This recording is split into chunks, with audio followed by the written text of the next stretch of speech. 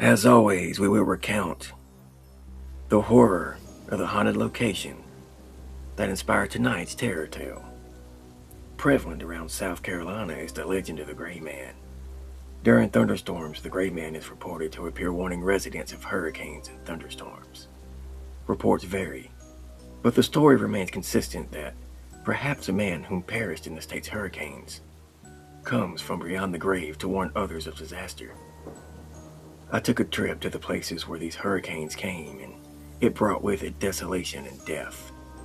I'm always on the lookout for a new form of horror and dread. And with this one, I turn to the wrath of Mother Nature. I sit within the remnants of someone's home. Once this place was of merriment. Now, it is nothing more than a squandered pile of rubble.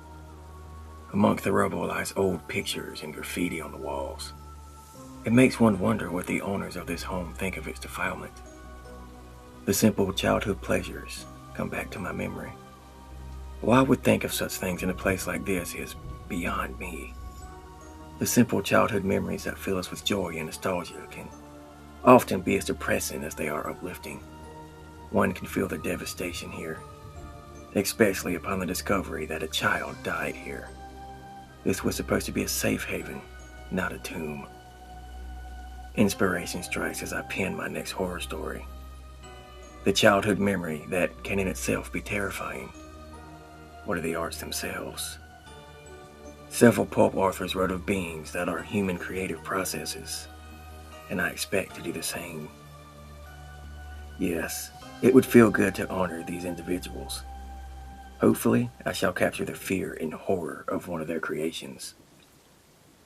This isn't to be derivative, but to honor the old school approach of letting others write about your creation, as H.P. Lovecraft and others often did. Seems fitting to write in the vein of my childhood as I analyze in others. Without further ado, I present to you, dear listener, tonight's tale of woe, the Feaster of Famine. The Feaster of Famine, the feast. To be in that place. That joyful place we played as children. Various bristles and seeds fly in the wind as the orange glow of sunset's final glimpse smothers the foliage of childhood splendor. We played amongst the tall southern cotton, amongst the scurrying fauna, amongst the shepherd in slumber. Memories flutter through our minds like butterflies in the hot summer air as its musings linger deep within. Inspiration is its weapon, its fuel, its damnation. What was placed within us, within me, the visions, the words and images, I can no longer bear them. A boundless inspiration of insanity, as deep as the void. Creation destined to destroy. What a harrowing contradiction. Here in this place we played as children. Here in this place where childhood dreams both flourish and famine, where the three dead kings called to the Feaster of Famine.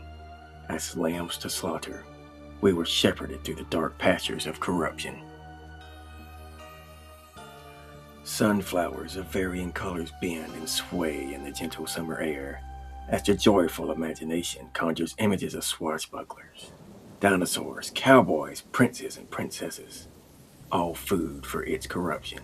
Tell me, kind listener, what is more pure and powerful than the imagination of a child? What artist may rival the unbridled and unlimited imagination of children? None. In the mind of creatives lies the seed for destruction, lies the seed of boundless terror. The images we drew? None could behold them without a gasp and agitation. We did not understand why.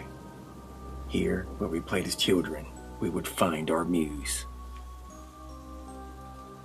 In our best drawings, they would see entangled death in visceral gore.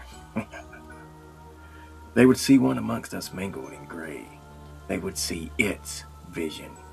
He was a tiny boy, quiet but brave, messy sandy-colored hair and striped clothing, met us every afternoon with glee and love. He alone did not hear the shepherd's call, for he was too innocent and pure. His images portrayed no death or pain, but only merriment and cheer. The shepherd did not like this. Our music, our songs were defiled with ancient evil, haunting all who would hear it. Often we would sing at the call of the shepherd, evoking the wrath of purity and light.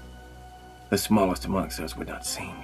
He would not hear our horrid choirs. The elders became enchanted by our vile music. Inspired by the loathsome chords, our mothers and fathers searched for the sign. Their conscience was no longer their own. It guided their quest to find the one true God. In the field we played as children. The boy who would not hear lay buried and broken in the name of the shepherd. His screams were a decadent lullaby that guided the whims of zealots. No more sandy hair, no more striped clothing, no more glee, no more love, only blood and pain. Our images depicted his demise. Our songs echoed his screams. Inspiration would lead us to consume the purity and light, to consume the boy who could not hear. We are the darkness. He is the light. The darkness consumes the light. Rumbles from beneath the field we played as children. Chars through our very beings as the soil begins to smolder. Clawing its way out, the remains of the boy who could not hear should not stand, for very little remains, yet some force keeps it upright. Cloths of the dead shrouds the boy's remains, giving an avatar to the Feaster of Famine. Rough and rugged veins cover the boy, as a grotesque light shone from within, giving the child a deathly glow.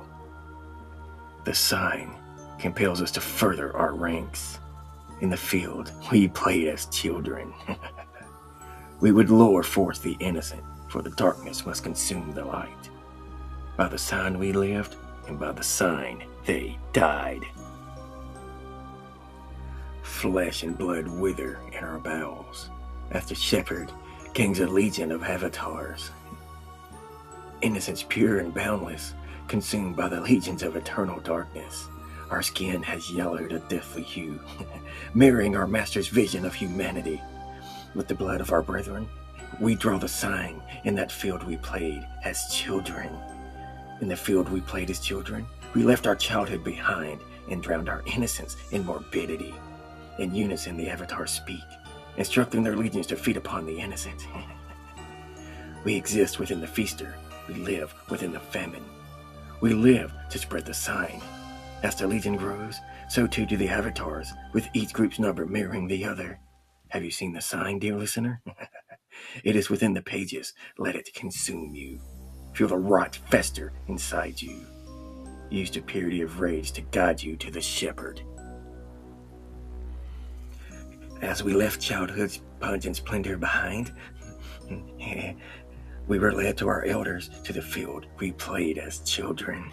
Our shepherd awaits the day. It will enter our world as we await the day of childhood's end. Here, in this field we played as children, we would see the sign as you will see the sign. Another surge of inspiration spurs us to build the monument. Made with the remains of those who cannot hear, we build it high, as the smell of rot spreads through the field. With the twine of animals, we bind those who cannot hear, as their eyes and ears point to the heavens, awaiting the sign of the new God. Avatars of the shepherd now number in the thousands as they wander the field we played as children and monitor our every whim. The Feaster of Famine controls our hunger for human flesh. The monument began to speak, giving us the moniker of our master, the shepherd, the feaster, and the famine. Using our art and songs, we lure the innocent to the field and devour their flesh, drink their blood, and decorate their innards. Have you heard our songs? Beheld our art? The shepherd awaits our splendor as we await your arrival in that field, that horrid field we played as children.